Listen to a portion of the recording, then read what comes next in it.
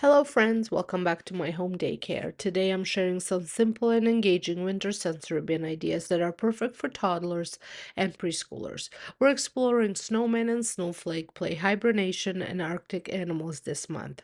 These activities are low prep, hands-on, and designed to support fine motor skills, sensory exploration, and early learning, all while having fun.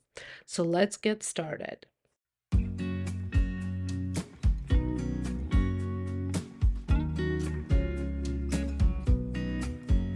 For my very first sensory bin, I'm creating fake snow.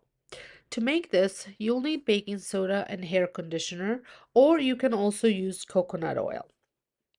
You want to start with a small amount of conditioner or oil and slowly add more until you are able to form shapes. It's best to start with a small quantity and add more as you need it. I often get asked for simple and affordable sensory bin ideas that providers can easily offer to children. Sometimes you see these really fancy sensory bins online with lots of different materials, and by the time you buy everything, it becomes really expensive.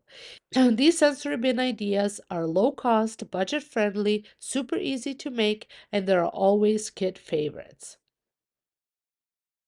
This snow activity was a huge hit with my kids. They made skating rinks, built snowmen, rolled snowballs, and created all kinds of shapes. They spent a good 20 to 30 minutes at this sensory bin. This bin supports fine motor development, sensory exploration, and creative play, while also encouraging longer attention spans and imaginative thinking.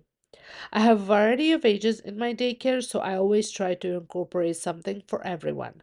Some sensory activities require high supervision, especially when they include smaller pieces, and others don't need as much supervision because the materials are larger. Since I do have very young children, I keep a close eye to make sure nothing goes into their mouths.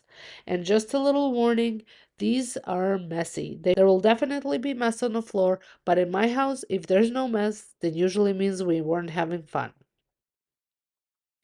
Once everything was mixed, I divided the snow into two bins. Sometimes I only use one bin, but I like having two so more children can play at the same time. Both bins have same base materials. In one bin, I added snowflake cookie cutters, scoops, and measuring cups, and in the other bin, I added snowman cutouts with buttons, foam cutouts for arms, buttons for the mouth, and foam carrot noses, so the children can build their own snowmen. These additions help build hand-eye coordination, early math skills through scooping and measuring, and body part recognition while creating snowmen. For the next snow activity, I use rice. I always buy the cheapest rice I can find at the grocery store. I don't reuse the rice over and over. I usually replace it after the second or third use. To the rice, I added some clear and blue gems for sparkle I got at dollar store. This bin does require high supervision, especially because of the smaller pieces. I also added snowflakes, wooden bowls, and measuring spoons.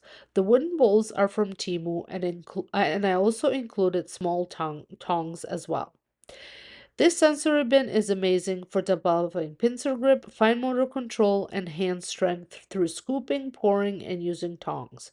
It also encourages calm, focused play, and early sorting skills. For the next sensory bin, I picked up shredded brown paper from Dollar Tree. You can find these in the store in the birthdays section where they sell gift bags and wrapping supplies. I also use this wicker bowl from the dollar store as a den and added brown bears.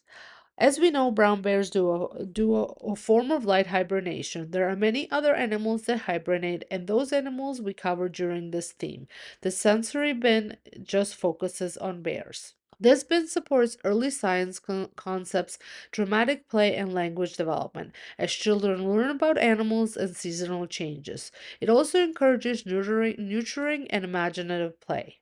If you're interested in what I use for my lesson plans, I'll have those linked down in the description box. For the next sensory bin, I added blue paper to represent water and used rice as snow. I'll have a blog post linked in the description box with all these instructions and even more ideas so you can easily replicate them at home. There will also be a full supply list included. To this bin, I added wooden scoops and penguins from our Arctic animal theme. While we do cover other Arctic animals during this theme, this particular bin focuses on penguins. These penguins came from Timu as well. This bin helps children learn about animal habitats, encouraging sorting and classification, and builds vocabulary while strengthening fine motor skills through scooping and pouring. I hope you enjoyed these quick, super easy sensory bin ideas that you can make using supplies you likely already have at home. Don't forget to check out the blog post linked below, and if you're not already subscribed, I would love for you to subscribe. Thanks so much for watching, and I'll see you in my next one.